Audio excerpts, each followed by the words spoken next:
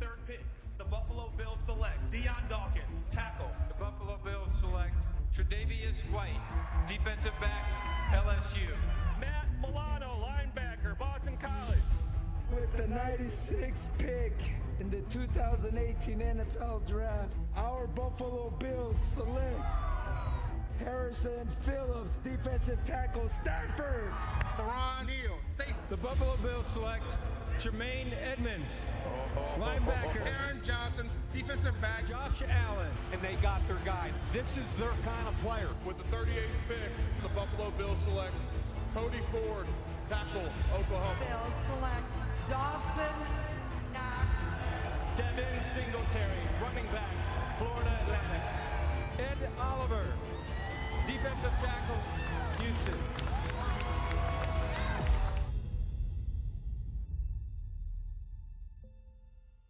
Welcome all Buffalo Bills season ticket holders. This is an exclusive insight for you, the virtual draft party. I'm Steve Tasker. I'm a former Buffalo Bill, and I'm pleased to be joined by the 13th general manager in the franchise history of the Buffalo Bills, Brandon Beane, also his assistant general manager, Joe Schoen, and of course, Dan Morgan, director of player personnel. All three of these guys were integral parts of what turned out to be a pretty successful 2020 draft. Dan, Joe, Brandon, thanks for coming on. Brandon, how you doing? The big picture, give me the big picture. How'd it go? What was it like? Yeah, Steve, you never know how it's going to unfold. You want draft day to be as easy as possible. And Joe, Dan, Terrence Gray, and all our college scouts, it was a different preparation, for us starting with the coronavirus. So, but I thought the guys really adjusted well to what we're doing right now, the world of Zoom and various video conferences. And it was a different preparation process and trying to include our coaches as we do to have a shared vision on each player we select. And at the end of the day, the draft is easiest when you've done the preparation. And I felt like for the most part, we took who was on the board. I mentioned it in the media last night. If you'd asked me 3 or 4 hours before we took Jake Fromm, that was never in our plans or in our thoughts. You're looking at various scenarios who could fall there. And I thought he was going to be a quick pickup, once the day got started yesterday in the 4th round. To still be sitting there in the 5th, it was just, it was too good to pass up, as some of these other players were as well, Steve. Well, Brandon, I know you've been talking to everybody under the sun, draft picks, general managers, the owners trying to do this. I want to talk to Dan and Joe. You guys are kind of behind the scenes. I'm going to ask you more specifics. I know you guys have been grinding with Zoom and these virtual meetings, and you got the ultimate curveball in trying to find out what makes kids tick when you can't even look them in the eye in real life. So Dan, Joe, I got to ask you, first of all, in a draft like this one, and they're all unique, were there any specific players that you guys and other teams were like, wow, that guy went really early? And then not necessarily guys that you picked or were going to pick, but were there any talented guys that you thought, wow, he got picked way higher than we had him or other teams had him? And vice versa, was there somebody who lasted a long, long time that you can't believe didn't get picked until later? Dan, I'll start with you. Was there anybody who really got picked early that a lot of teams had a lot lower on their board? And what do you think the reason was? I think – there was a few guys. I think the way the board played out, and the way that there were no pro days and stuff like that. So you weren't sure. Usually you can get a really good feel on what other teams are thinking. But in these uncertain times with Zoom and not being able to put your hands on players per se, there was a lot. It was harder. So guys were there that we thought. Maybe should have been, taken a little earlier. Jake Fromm's one of those guys. Epenesa's one of those guys. And then, just some other players like in the 1st round. Xavier McKinney, he was another guy that I thought should have went earlier. But all in all, I thought the draft, went really well for us. And I'm just glad those guys fell to us. Yeah. Joe, what about you? Is there anybody surprising on the board that went off the board early, or somebody that stayed on the board a long, long time that you didn't think would? For me, it was probably CD Lamb. They lasted all the way to Dallas. Really good wide receiver class, a lot of good players in this draft. And he was one I thought, maybe would have won a little bit earlier. But again, all in all, I think you mentioned without having the pro days and, kind of the spring and having guys come into your building, there weren't as many surprises because you didn't have those pro days where guys maybe run 4.3 or they look really good in shorts and t-shirts. So a lot of people had to reflect on their grades from the fall and the true football grades. And I honestly felt like, the way our board came off was, similar to how the draft went. Our board was decimated at times, where we had a couple guys or a guy or two sticking out, and we were able to take them. But, all in all, I think, there weren't a lot of guys that went higher or lower than expected. I think that was part of the reason because, you had to go purely off football. Yeah, Brandon, let me ask you this, and you guys can chime in, Dan and Joe. This is a question from a season ticket holder, Harjus Badial. He asked, listen, are you still going to add players? What's next for the roster? Are you going to add defensive ends, running backs via trades? Are you going to fill out your roster? How does that go about it? And it's hard. I know how it is that after the draft, rookie free agents, you guys are on the phone burning it up. That was completely different a little bit this year, right? What are you going to do to fill out the rest of your roster, and what positions are you going to go to first, do you think? Brandon, you start. Yeah, Steve, it definitely different. Joe and Dan and Terrence. Terrence, is our college director. Those three guys, along with our IT staff, did a great job of coming up with a system that was used for us to communicate. And we built something on our scouting system so that guys could plug in, because the free agent process after the draft is very chaotic. It's chaos, and the goal is for us to make it organized chaos. If we do that, we got the best chance to get the guys that we want. And guys are flying off, and you can't stay on a player too long because sometimes three more go off, and you may lose this guy anyway. So you kind of got to get a feel for what the relationship is with the agent and the players, and so we had a system set up, Steve, where guys were able to, from our scouts, to enter, hey, we're negotiating with this guy. We've offered him $15,000 to sign. We're supposed to hear back shortly. It's down to us in Cleveland. And so we could see what offers are out there, because we only have so much signing bonus money that we're allowed to give out to rookie free agents. You can't go over that, or it's illegal. So those are some of the things that make it hard normally, and it was double hard knowing that we had to, scouts all over the place, coaches all over the place. Joe, Dan, you guys, you're the director of player personnel. Pro guys, college guys. Joe, you assist Brandon as assistant GM. You got your fingers in all the evaluations. Are there some quality veterans out there on the street right now that are maybe, and I know that you get to this point, you're not going to, sign $100 million defensive end or something like that, but there are some quality veterans out there that got some gas in the tank. Where do you guys begin with that? Do you start by reaching out to the player, or have you already kind of laid some groundwork for a lot of the guys you're interested in?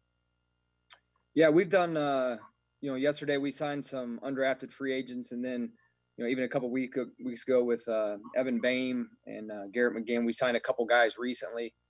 So we're always looking, we're always reviewing our emergency list and who's on the street and where we can fill any type of needs. And even this year, kind of the uncertainty with the off season, sometimes veterans have a little bit more experience and understand the offense or defense a little bit more than some of the rookies will. So, we're going to have a good mix of youth and veterans on the roster. And we're not at 90 right now, and we're going to continue to, look at veterans and rookies. Some guys may not have signed undrafted free agent contracts yesterday.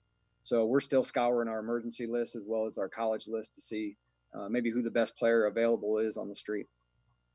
Yeah, and before the draft, we pinpointed some veteran guys on our emergency list that that we liked and that we thought may be able to help us after the draft if we struck out in the draft. And those guys are still available, so that's another option for us to sign guys and add them to our roster. I got a question from David Byer, and this is one that came up for a lot of people. Why do you think so many people passed on AJ Epenesa? I thought he was going to be gone. I never thought he would last to 54. I thought we were very fortunate to get him. He fits a lot. He checks a ton of boxes. is this just that talented of a draft that happened, or what did they see? Was everybody looking at his 40 time and saying, I don't want a guy that can't run a 4.7 at 280 pounds? Start with you, Joe. Why do you think Epenesa was there? I'm not sure why he fell. I'm glad he did. It may have been, everybody, for months has been talking about how deep the receiver draft was. So, with the run on receivers and the amount of guys that went, that allowed some players at other positions to fall. So, we were lucky. I had, a guy from another team that, they were thinking about taking him in the mid first if they had to trade back. So the fact that he was still there when we picked, I was ecstatic. Again, his height, his length, he's productive. He's tough. We spent some time with him at the combine. Really like him. Like, he's our DNA. So, we're just lucky to have him. Why he fell, I'm not completely sure. I just think I would attribute a little bit to some of the depth at some of the other positions. Yeah. Dan, do you agree with that? Yeah, I think, I think people get turned off by the 40 time for sure. Other than that, I'm not sure because, you watch this guy on tape, he's really good with his hands. He's big, he's long, he's tough. I'm glad he fell. We're fortunate. Yeah, one of the other things about it is the guy. He does seem. We had him on the radio show One Bills Live last night. He does seem to fit the DNA. How much did you know? Did you know about him in that? You didn't have that much interaction with him, but that seemed to be something that was really important and still continues to be. Yeah, I know Dan saw him at. Dan went to the school and saw him at practice. He's a guy that's been on our radar for a couple of years. I saw him play at Michigan when Iowa played up there. So he's a guy that's been on our radar, just his size and length and production. And when you're going through and watching Big Ten film, even when you're watching a lot of good offensive linemen in that league, you're watching him go against AJ, and he continually stands out. And and then we spent time with him at the combine, and that program, Iowa's program, I would compare it to ours in some way. The guys that come out of Iowa are ready made. They understand work ethic. They're well coached. History of production of their guys coming in the league is good. So we're really excited to have him, and I think it's gonna be an easy transition. He's gonna fit in well. Well, go ahead, Dan. No, I got to fortunately I got to see him in practice and talk to the people in their building, and I mean they speak praises about him. Just the guy, the player. He's just really he's a guy that's going to come in and help us, and he's an exciting guy to watch. Well, it sounds like I can't wait to meet him in person. Everything's virtual. We're on a virtual draft party with Joe Schoen, Dan Morgan, and Brandon Beane. I'm Steve Tasker, and we're joined now by AJ Epenesa. AJ, thanks for stopping by. A little surprise for our season ticket holders. Where are you right now? I'm in my hometown in Southern Illinois, Glen Carbon, Illinois. That's nice. Were you with your family when you got the word? Yeah, I was. We're in our house in the living room, and we're all together. My sister and everyone was here. Well, I'm sitting here talking with GM Joe, with Brandon Beane, Joe Schoen, and Dan Morgan, the top three guys the Bills drafted. They told me before we came on, they didn't spend a lot of time at your house or in your kitchen before this draft because, they kind of feel like they knew enough about you. What you tell me, what did your family think? Your dad, Epi, what did he say when you got the word? I mean, my dad was in tears. My mom and dad were both extremely excited.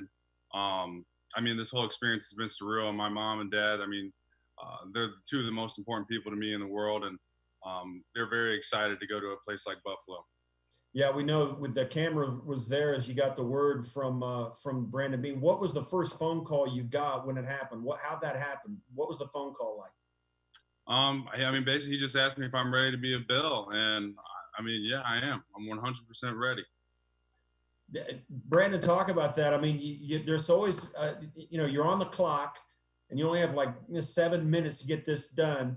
What are some of the final conversations you had before you actually pick up the phone and call AJ? Yeah, when you get about 4 or 5 picks away, you're paying attention to if somebody's trying to acquire your pick. Is anybody there?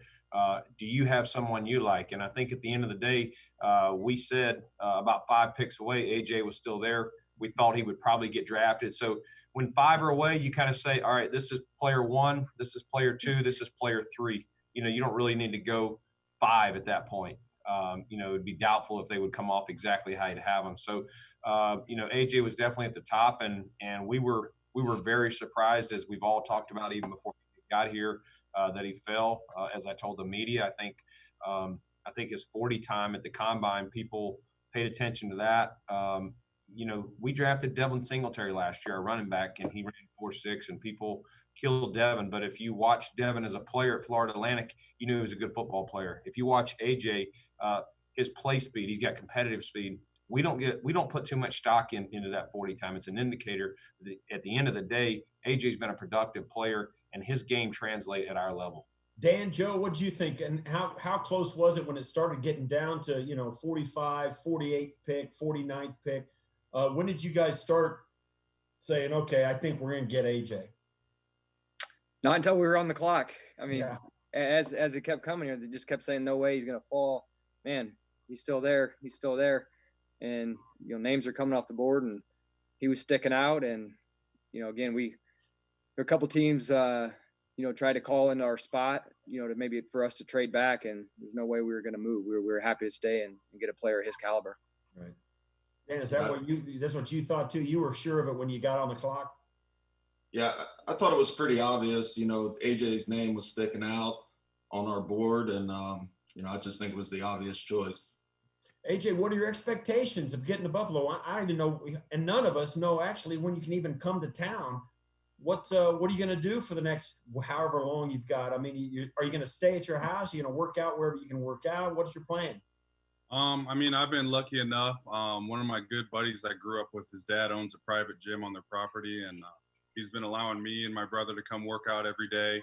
But I guess the plan is just to get all the resources I can from the team and all the coaches, and just try to do as much as I can from home, whether it's working out, conditioning, or schematics and learning the defense and everything that I got to do from there. What are your thoughts and your family's thoughts about what it's going to be like?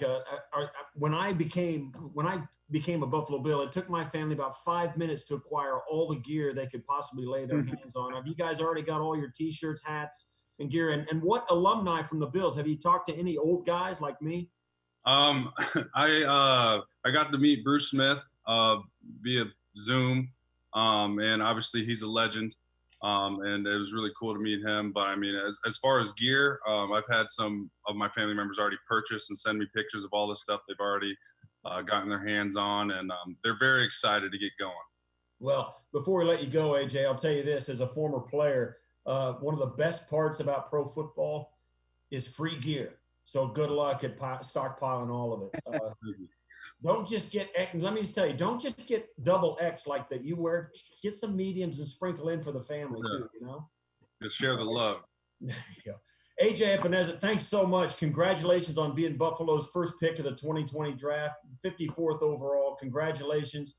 Welcome to the Buffalo Bills family, and we wish you all the best and can't wait to see you here in Western New York. Thank you. Thank you very much. Appreciate it. See you, AJ. See ya. You guys, and as we say goodbye to AJ, Dan, Joe, Brandon, seeing a guy well-spoken and that comfortable and that, just that comfortable in his own skin, it's got to give you some affirmation that he's got the right stuff inside of him. I know he clicks off all the physical measurables and all the things that you can look at and measure, but it kind of gives you some reassurance that the stuff inside that motivates him is in the right spot, right, Brandon? Yeah, he's a grounded guy. That's what, as Dan, alluded to, that's what all our scouts had. He's a humble guy. He's not going to go out and tell people how great he is or how productive he is. He lets his play speak for himself. He's probably, I would say, he's the opposite of arrogant. Sometimes you just want him to say, hey, AJ, it's okay to tell people you're a pretty good player. And, you know what I'm saying? And I'm sure, I know he's disappointed where he fell to. I don't think he's disappointed that he come into Buffalo, but, as we all knew, a lot of the mocks and a lot of the media and a lot of the hype out there, had him going much higher. I do think if Iowa had a pro day, he would have run a better 40. There's been many occurrences where I've seen guys, it just didn't, they didn't run their best time, in Indy, and they get, another shot at it at their school, unfortunately for him, and I think that happened to some other guys as well, maybe they fell. I think it's the good fortune of us that he was still there at 54. Dan, Joe, I know this. Good teams have a lot of stability, and stability comes from everybody being on the same page. How much of that DNA did you guys see in AJ and the rest of these draft picks that, give you some reassurance that, measurables or not, at least the guy was going to be the right type of guy? Yeah, I think it's important to obviously pinpoint the right guys for your locker room and who you put in your locker room, because that can have just as much of effect, on your team as somebody would on the field. So, to pinpoint good guys that love football, or humble guys, or hungry guys with chips on their shoulders. I think that's what you see with a lot of our guys. So I think that's something that we really put an emphasis on. Right. Joe, you too. I mean, it's got to give you some reassurance when you talk to the guys, and in this year where you didn't get a chance to sit down with them and spend a lot of time with them, it's got to give you some reassurance to know that AJ Epenesa does have that DNA that Sean talks so much about. Absolutely. It just, we all work, long and hard, and, away from our families a lot, and to know that, you're sacrificing time from your family, and these guys are back here doing what they need to do in order to, do what's best for the Buffalo Bills. And they're working hard. They're in there studying the playbook. They're practicing hard. They're lifting. They're doing the right things. And I think, you look at our locker room and the type of character that our guys have. I mean, it's obviously a concerted effort on our part to bring in those type of guys. Steve, go ahead. Steve, one other thing about him that people don't talk about, or I think, did give him the credit for. This guy, he knows, Eric Washington, when he's meeting with guys at the combine, a lot of times guys will be there for the sack and they'll just tackle the quarterback and they won't go for the ball. And he'll say, "What did you do wrong here?" And the guy's like, "Well, I sacked the quarterback." He's like, "No, you didn't go for the ball while you're doing the sack." This guy, he goes for the ball. And I think, he led all defensive ends in, knocking that ball out, and turning the ball the other way. A sack is great, but obviously, as we know, a turnover is even better. Yeah, it's nice to know the guy wants to do everything right, not just what's good for him. It's great. We're in the virtual draft party. Steve Tasker, along with Brandon Beane, Dan Morgan, Joe Schoen, the top brass of the Bills draft, and a special gift for season ticket holders. And I got to ask you, we got a bunch of questions from fans. I want to start giving you a couple. One more that I want to give you from Brett Thompson. He says, and I know other than being on the virtual draft party with me, and the probably post-draft virtual kegger that you guys had after the draft, what's your favorite part of the draft process? What I know you guys are all passionate about this. You guys have been doing this for a long time. You've risen to the top of your field. What still makes you guys click, and what gets your engines running about this draft process? Joe, start with you, and then Dan and Brandon, you finish up. Joe, go ahead. I love the past 3 days for me. I mean, it's all the hard work, the effort, the meetings, the hard conversations. The three of us don't agree on everything, and to hash it out and have those hard conversations during April. So when you're on the clock, the board speaks to you, and it's really pretty easy on the weekend. But going through the stress of is the guy going to be there? Is he not going to be there? Trying to trade up, nobody's trading up with you, and then your guy ends up being there. So just all the hard work, and see the board fall the way it does, and to get good football players that are smart, tough, and dependable, that fit our DNA. And this is our third draft, and to get another group of guys that check all those boxes, I mean, it's really exciting for us. Dan, what still gets your engine running about the draft process? I think it's the camaraderie. Just kind of being around the guys, cutting it up, laughing, having hard decisions, and having not arguments, but disagreements. That's part of the fun.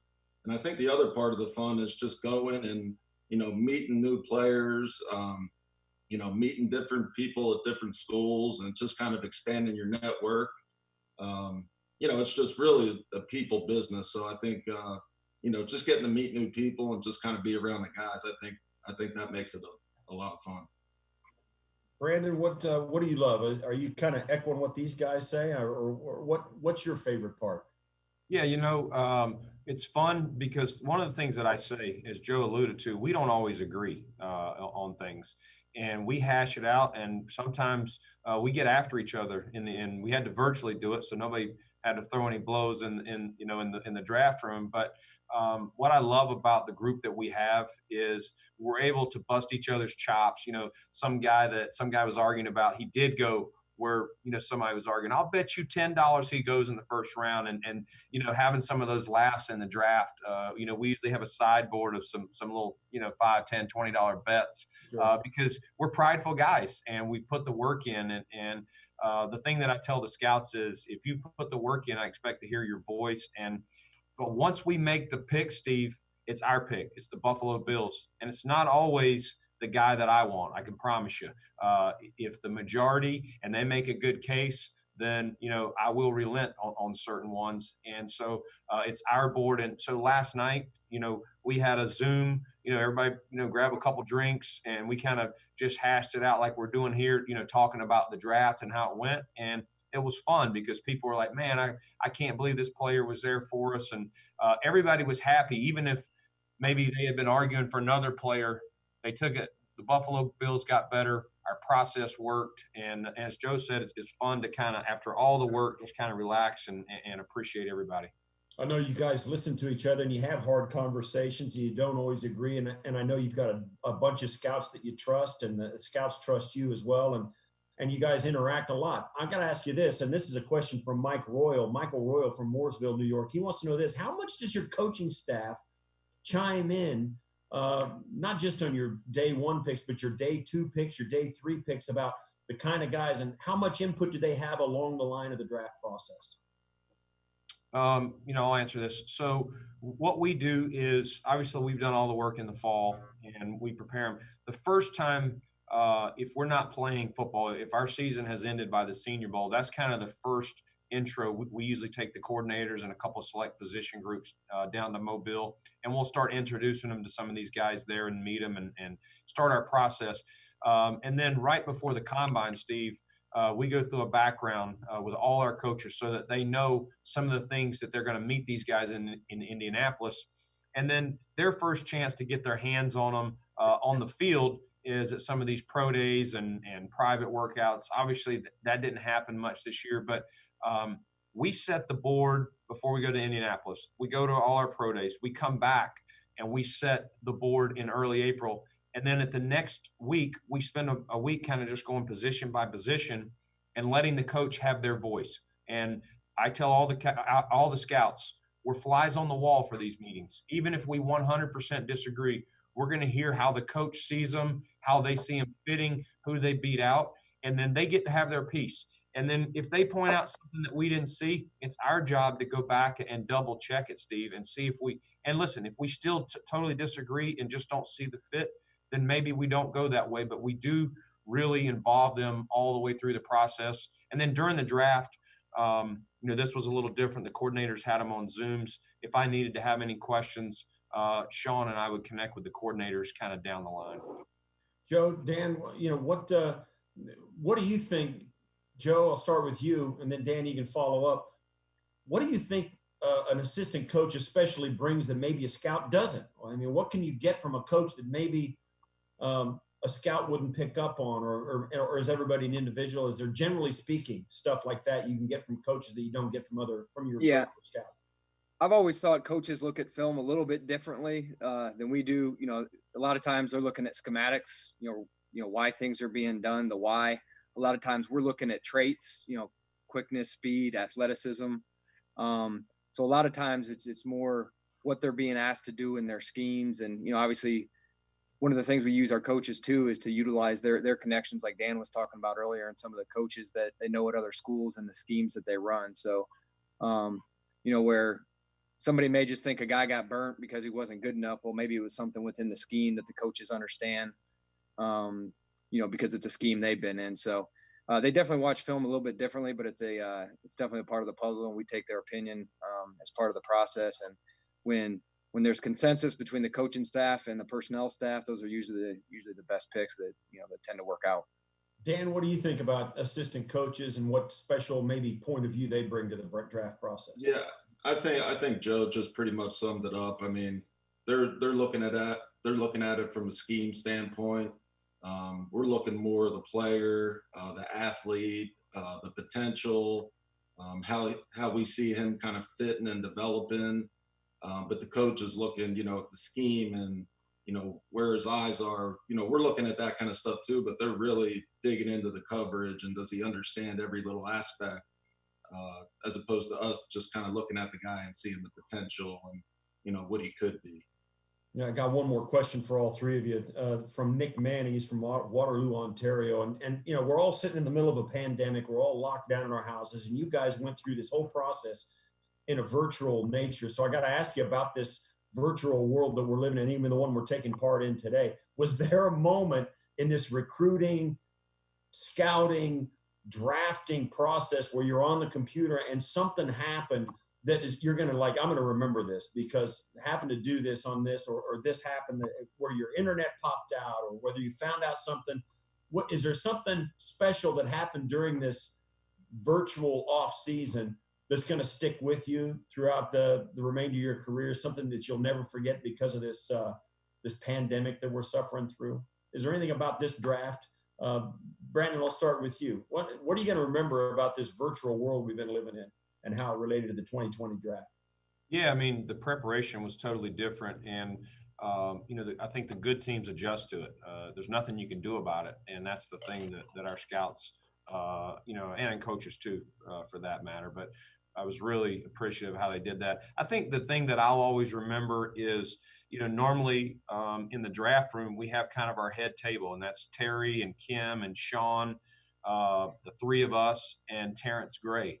And so and then we have the kind of the scouts and medical people kind of littered around us in a U shape behind us, and they can hear some of the conversations. But I'm able to kind of keep Sean and Terry and Kim, you know, in the loop of what's going on, whether we're acquiring a trade or whether we're looking to move back, or what player we would target here, or as you know, in AJ's case, where, okay, we're 5 away. This is the order of the 3 we would select.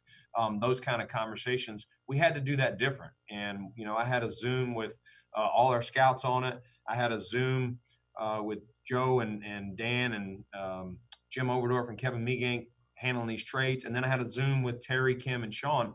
So literally I have a chair that I'm in now that I was kind of rolling around from Zoom to Zoom and trying to make sure I muted one, because if you don't mute one, you hear it piping through the other one. So some of the scenarios we went through helped us prepare for that. But it was a little cumbersome. In the 3rd round, Steve, we were trying to trade up to get Moss because he was sticking out on our board and he fit a need. And so Dan and Joe were calling and they were updating me. This is our chance with this team. This is our option with this team. And so Terry can't hear all that. So I'm trying to translate to him and trying to do my job as well. That was probably the hardest thing in the draft that I was struggling with, is making sure they were understanding what moves we were doing, while also working with Joe and Dan and them on what trade we would accept or not. But in the end, everybody worked together well, and it was just different. It doesn't make it wrong. Yeah, Joe, what are you going to remember about this draft and the virtual world it took place in? I guess for me, what was unique, you know, leading up to it, you know, being, you know, the family being in the house, getting to watch some film with my son. So he's 10, so he was able to form some opinion on guys that we were targeting, and he and I didn't necessarily agree either. But then it was cool watching the 1st round with him, and he was writing the names down on the sheet for me, and, you know, just talking ball with him. And it was just a unique experience that obviously we don't typically, you know, get to do, because we're usually at the office and in the draft room, and, you know, it's kind of a exclusive group of people that are on there with the scouts and ownership and stuff. So it was fun just to spend some time with him, educate him on the draft. And, you know, obviously I hope this doesn't happen again, because like Brandon was saying, all the guys being in the same room, Terry, Kim, Sean, the coaches, and just, you know, you saw some of the videos probably from last year when we took Cody Ford or Ed, or, you know, the high fives, the hugs, kind of the culmination of all this work that we've done all year and the camaraderie of our group. You know, I really missed that, but, you know, I did enjoy, you know, spending some time with my son through the process. Dan, what about you? Yeah, I think just some of the funny stuff, just, you know, you're sitting here trying to have a serious meeting, and you got the dog running, you know, behind you on the floor, being loud. You got the kids stomping up, you know, upstairs in the kitchen. I'm down in the basement here. You know, just some of those things where you're trying to keep your focus, and you got, life going on around you. But it was definitely fun just kind of being around the kids, being with my wife, and just kind of getting to spend a little more time this time of year than what we usually do. And I got to ask you about this particular draft, Brandon, Dan, Joe. Brandon, you've been a GM that has traded up, traded down, traded sideways, picks for players, players for picks. You've done all the transaction actions anybody could ever think of in every way, shape, or form. Didn't do any of that this draft. And you mentioned it once in one of your other answers about maybe there was a time when you might have jumped up and gone after Zach Moss. And what about you, Joe, Dan? Was there a time in this draft where you had Brandon and you guys were like poking him to make a move, or he was wanting to make a move and you were putting the brakes on? I mean, was there ever any discussions between the three of you where you didn't agree in this draft about what you might do and what you might not do, even if a trade didn't happen, but what were some of the conversations where you didn't agree maybe in this draft, either in the run up or on draft day? Yeah, I would say you never have to poke Brandon to do a deal. I'll start by saying that, like, to make a move, you definitely don't have to poke him for that. He's always willing to do that. And really on the clock, draft day, draft weekend, there's not a lot of disagreements because that's why you set the board. The board is set, and a lot of times you have these conversations leading up, and we spoke about the difficult conversations earlier, and then you listen to the board. So draft weekend, there's conversations, but usually the board has been set, and we're in agreement on a lot of that stuff as it leads up to your pick. But yeah, we tried to make some trades this year, up back. Just we couldn't get any deals done. It was odd, even yesterday late in the day, to move up back. Like a lot of teams just wanted to stay and not make moves. It was unique in that sense. Dan, go ahead. What about you? Did you echo that? Were you on board with everything? Or yeah, I mean, I think we all see things, the same way. And, like Joe said, like, you never have to poke Brandon to get something done. But I'll tell you what, Brandon's a lot more patient than me and Joe, which I think is good because, me and Joe were always like, let's go. We want to get something done. And, Brandon, he sits back and he thinks, and, me and Joe are just like, man, let's go get this guy or go get that guy. So Brandon does a good job at just kind of keeping us calm and ultimately making the right decision. Well, Brandon, I got to ask you then. I know that this was a completely different draft, and for all of us who've lived in this virtual world, being locked down at home, and like Joe said, you get a chance to spend some time with your family. You get to do some things that you didn't normally do, and there are some silver linings in this that we've done. Were there any silver linings to you being by yourself in the room? Could you fake like, oh, I'm sorry, I hung that phone up accidentally, whatever. Were there some silver linings to being in the room by yourself, or was it a total downer? At the end of the day, it was a downer. But in a funny way, mute was my best friend on these Zoom calls. If I just wanted silence to think of what we needed to do, these guys, these two in particular watch. Like, I have to kick them out of the office, and they watch more film than even I can get my eyes on. They do a great job of pointing me in the right direction because being a GM, you don't have as much time. You're dealing with other things personnel-wise, leading the rest of our football operation. So a lot of times, whether we're in the old style that we hopefully get back to where we're at the head table, I've got these guys to my right and Sean and Terry and them to my left. And so I will converse with them as it's getting close, Steve, is what do you think? Because nobody has laid more eyes than them. And, I always want to kind of get their thoughts before I go in and hear Sean or hear a coordinator kind of, just making sure, because the coaches haven't seen these guys in the fall. They've never been to a live game. They've never been to a practice. And there are just certain things when you leave a school that as a scout, you are convicted on, and you're not backing off of that conviction, on April 20, whatever. But they did a great job of really keeping things as calm as could be and clear for me. That's what I need at this time, is clear, concise thoughts. And there were a couple of times where we even had the scouts repeat their thoughts later in the draft when we were, yesterday you're kind of going, which guy in the 6th round has the best chance to make our roster? Okay, who has the best chance? And if he doesn't make it, are we going to be fired up to have him on special teams? And those are some of the questions you get to. They're similar skill sets, and you can go round and around. And sometimes it's all right. They're both backups for us. Which guy helps us on fourth down the most? So let's review that. What is this guy's experience? What has he done? And Heath Farwell does a great job of kind of giving us his pre-draft thoughts on these guys that he's watched that he thinks would be good teamers. So all that comes together. Not every decision is easy, but most of our tough conversations, Steve, happen prior to, the draft itself. Brandon Beane, 13th general manager in Buffalo Bills history. Joe Schoen, assistant GM. Dan Morgan, director of player personnel after the 2020 draft. Guys, congratulations. AJ Epenesa, Zach Moss, Gabriel Davis, Jake Fromm, Tyler Bass, Isaiah Hodgins, and Dane Jackson. A great draft class. We cannot wait to see him up close and personal. This has been a virtual draft party. Guys, for our season ticket holders and for all Bills fans everywhere, thanks for doing your hard work and grinding it out. It was great talking to you. Thanks so much for spending some time with us. And once again, congratulations on a fantastic draft. Thanks. Appreciate you having us, Steve. We enjoyed it. Thanks, Steve. Appreciate it. Take care, guys. You too.